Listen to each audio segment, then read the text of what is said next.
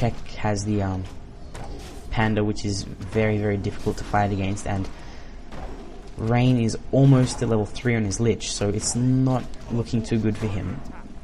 It wouldn't be such a great idea to fight. He would want to pick off some units here before he engaged seriously. Now that's a hell of a lot of units. That's heaps of archers, heaps of dots, and not many ghouls. When you have a DR basically counters ghouls. Now I'll mention the awesome effects of sleep later, but yeah, as you can see, with the DR, those skeletons, that's your front line. You don't need to make bears when you go DR on a small map like this when you can creep it up, because you can just make a front line out of nothing. Now, one thing to be very, very mindful of is undead heroes as an elf player. If you've won the fight, that doesn't mean you're home free yet. What it does mean is you're going to have to be very, very careful, because what the undead player will do is he's going to run out, or he'll run to your base with his DK and Lich and kill off all your low HP units. So be very mindful of where you keep your low HP units. Don't have like red archers and red dots sitting around, or have an orange bear in Druid of the Claw form or anything like that. We'll see a bit of this coming up. Now, Czech did everything he should have done properly. The key here is not to beat the undead down as hard as you can, or try and kill his heroes, or try and win. It's basically just try and kill off any units he's got. Since it's an economic strategy, all you have to do is expand, and you're basically causing him to waste resources on trying to counter your units with really expensive units, really difficult units.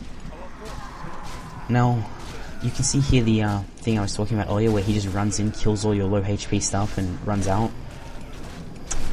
Yeah, really, really difficult to fight something like this. Now, we see that he's producing Fiends. Fiends, great versus Hippogriffs, great versus Dots. The armor types match up properly. Now, Czech lets this Lich get away. Silly mistakes cost people games like this sometimes, and he's basically been sleeping the DK every major battle if you've been paying attention. One of the great things about DR is you just sleep his DK, you focus on his Lich, if his Lich is out in the open or in a susceptible position to being focused, and sleep his DR, and he won't be able to do anything pretty much. So again, for the third or fourth time this game, a hero gets away with less than 100 HP, which is kind of frustrating to see. Anyway, as you can see,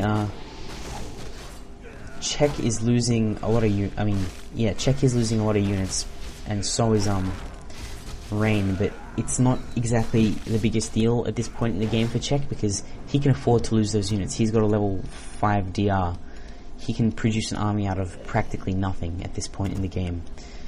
Although his mine hasn't had any wisps in it for the past 4 or 5 minutes, so yeah. Well, the game is essentially over at this point, so I'm going to talk about what undead players do versus nightelf that kind of sucks, and I'll quickly explain some stuff. So, a lot of people have trouble with the Ghoul Rush, which is what you'd see on this map if Czech had gone DH. The Ghoul Rush is basically where the DK sells his scroll of TP, puts down another crypt, and begins making lots of ghouls, and rushes you with like 10, 11 ghouls when you don't have very many archers to defend with. Most of you elf players have faced it. Now, the way to fight this is to put up an extra AOW. As soon as you see him put his second crypt down, if you see second crypt go down, or you see him sell his TP, put down another AOW and put up an extra well, and don't tech immediately. Just scout him out, see what he's doing. If he techs, then you tech. If he doesn't tech, then you keep producing archers. You really want to delay him as much as possible. So run your DH into his DK, burn him a couple of times. If he's taken aura, then burn him twice, and then don't worry about it anymore.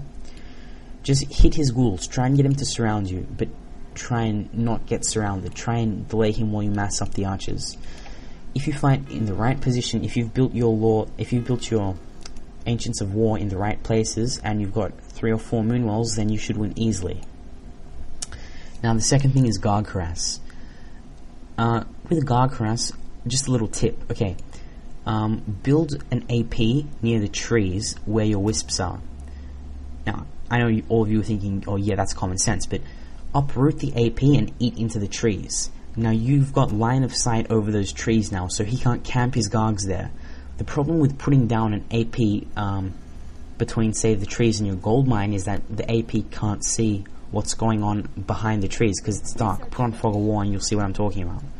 Let's quickly go to Check's gold mine and look at anywhere around his gold mine. If you built an AP anywhere around his gold mine at this point, and Rain had some Gargs behind those trees, Check wouldn't have line of sight on it. Turn Fog of War back off if you want.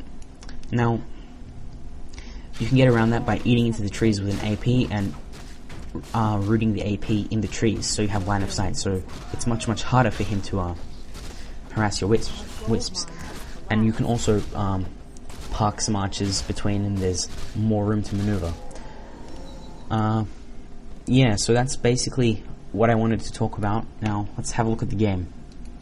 Well, we see a level 5 DK, a level 3 DL, and a level 3 Lich. Now, Fiends are a great counter to this, but if you see something like this coming, I think you should really switch to Fiends, A-bombs and Destros a bit earlier. I don't think going Ghouls is such a great idea because it's just skeletons for the DR. So we see a little battle here, and we see the effect a level 5 Panda has on the undead army.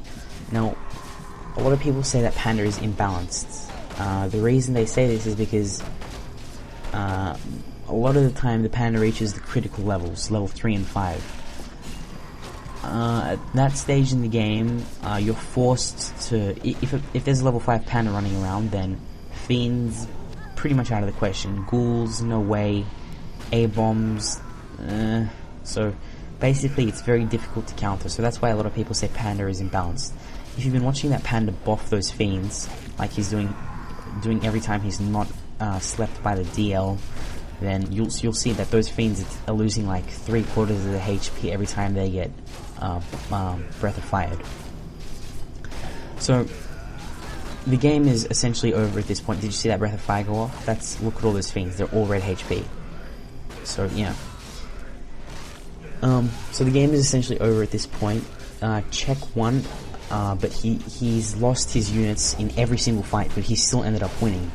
He's forced Rain to make a number of choices, such as taking to T3 for Destros, and then he's built Hippos, and he's basically cornered Rain. So he's left him with nothing to do except spend hordes and hordes of money.